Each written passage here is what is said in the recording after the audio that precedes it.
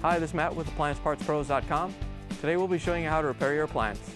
Remember, anytime you work on an appliance, make sure it's unplugged or the circuit breakers are off so there's no chance of electrocution. In this video, we're going to show you how to change out the Samsung refrigerator fan blade. It's going to be a very easy repair, and it'll only take a few minutes to show you how to do it. If you already have one of these, great. If not, you can click on the link below or get it at AppliancePartsPros.com. When you open up the package, you're going to get the new fan blade. Depending upon your model, the fan blade might be used as an icemaker cooling fan blade or an evaporator fan blade. The main reason to be changing it out is if it's damaged and the ice cubes aren't freezing as fast or the fresh food section is getting warm. In order to get to the part, we have to open up the freezer door. Once you have the door open, we have to take the drawer out. So we're just going to pull it out a little bit, and you want to make sure that the rails on each side are pushed all the way up like this. And then we can lift up on the drawer and pull it out.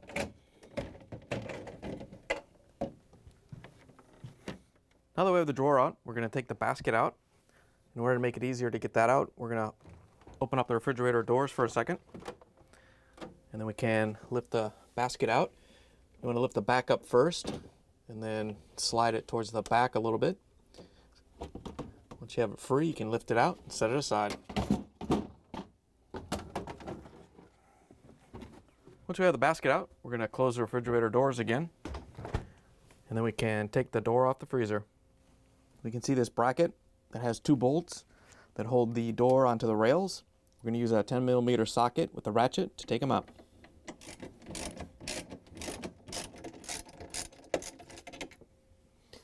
Now that we have these out, we can go do the ones on the other side.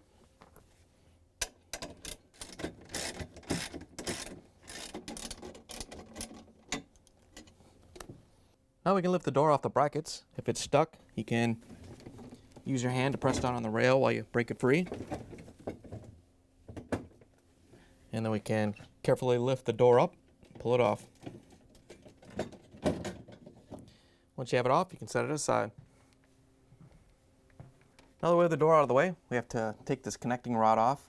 So we're just going to push it all the way over to the right and flex a little bit so it comes out of the left wheel. Once you have it out of that, we can pull it out of the right one and pull it off and set it aside. Once you have the connecting rod out, we can push the rails in. Then we can take out the ice maker. To get it out, the first thing we're going to do is remove this cover. It's just snapped on, so just squeeze it a little bit and pop it off. Once you have the cover off, we're going to use a Phillips screwdriver to take out these two screws that hold it up.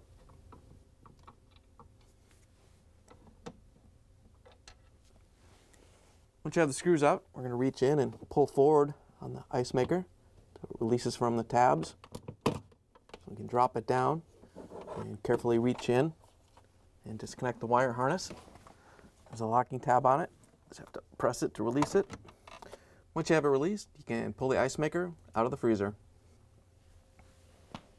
Now that we have the ice maker out, we're going to take the back panel off, it's held in by two screws. We're going to use a Phillips screwdriver to take them out.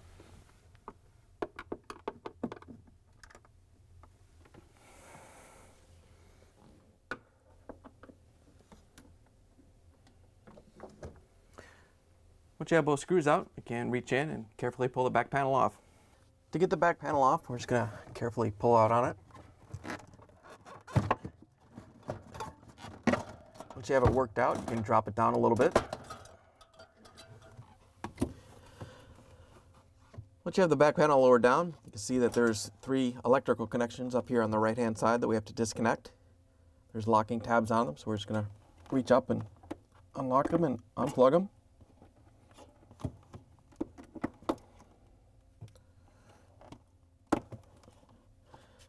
Once you have all three of the wire harnesses disconnected, we can pull the back panel out of the freezer. Now we're going to set the assembly on a table with a towel down to protect it. The fan blade is mounted on the motor shaft, so we're going to take this assembly out and turn it over. First thing we're going to do is use a flathead screwdriver to help peel up this tape and get out of the way so it doesn't get damaged. Once you have that out of the way, we can use the Phillips screwdriver to take out the screws that hold the assembly down.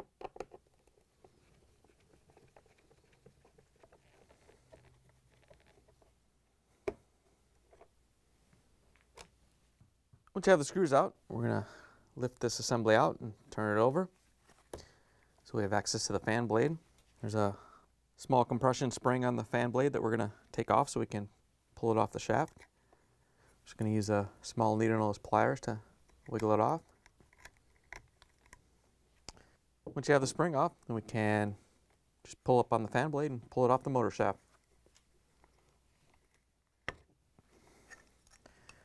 Once you have the fan blade free, you can pull it off. Here's the old fan blade next to the new one. If you already have one of these, great. If not, you can get it at appliancepartspros.com. To put the new fan blade on, all you have to do is line it up with the motor shaft and push it down until it bottoms out. Once you have it all the way down, we can grab the tension spring and put it back on. We're going to use the needle nose pliers again to hold it and push it down into place.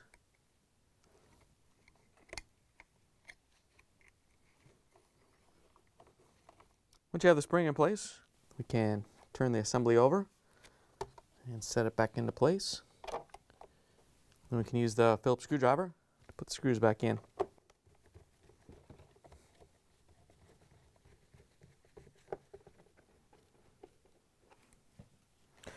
Once you have the screws in, we can put the tape back in place and put the assembly back into the freezer.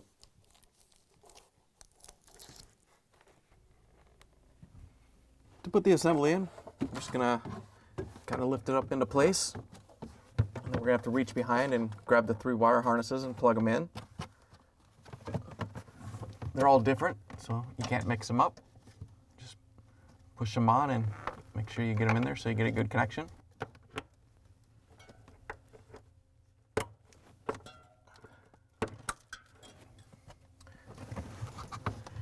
Once you have all 3 connected, lift the assembly back up, push it into place. Now if you have to, you can pull this right slide out so this wheel gets out of the way.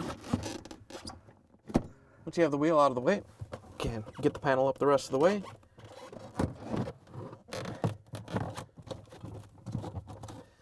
And then we can use the Phillips screwdriver to put in the screws.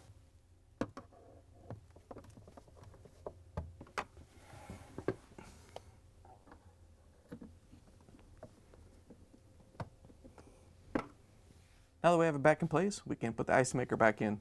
To put the icemaker assembly back into the freezer, just gonna line it up so we can plug the wiring harness in. It can only go on one way. Make sure it snaps on so you get a good connection. Once you have it in place, we're gonna lift it up so the fill tube goes up through the opening.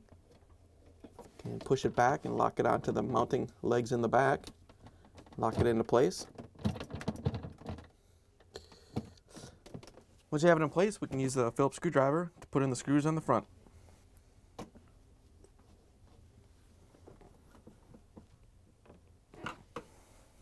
Once you have both screws in, we can put the cover back on.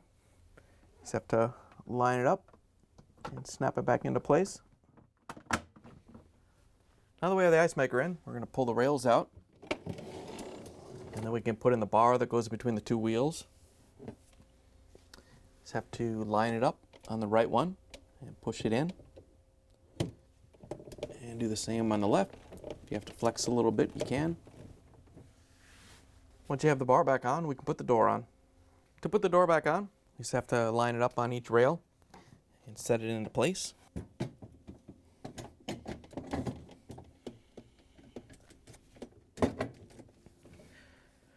Once you have the door in place, we can use the ratchet with the 10mm socket to put the bolts back in.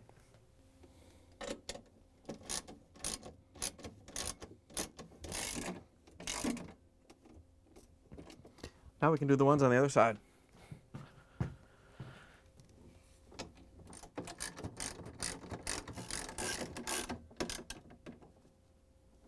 Once you have the door back on, we can put the basket in.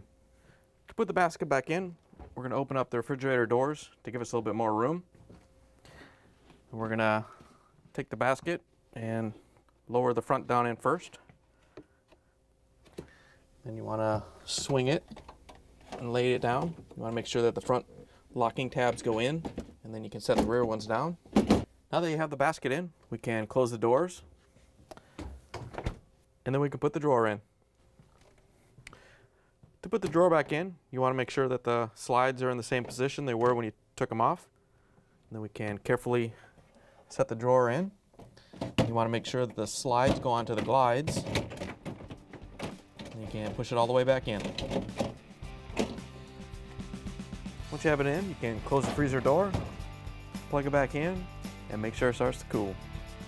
Thanks for joining us for another successful repair brought to you by AppliancePartsPros.com. Check out our other repair videos on our site, Facebook, and YouTube.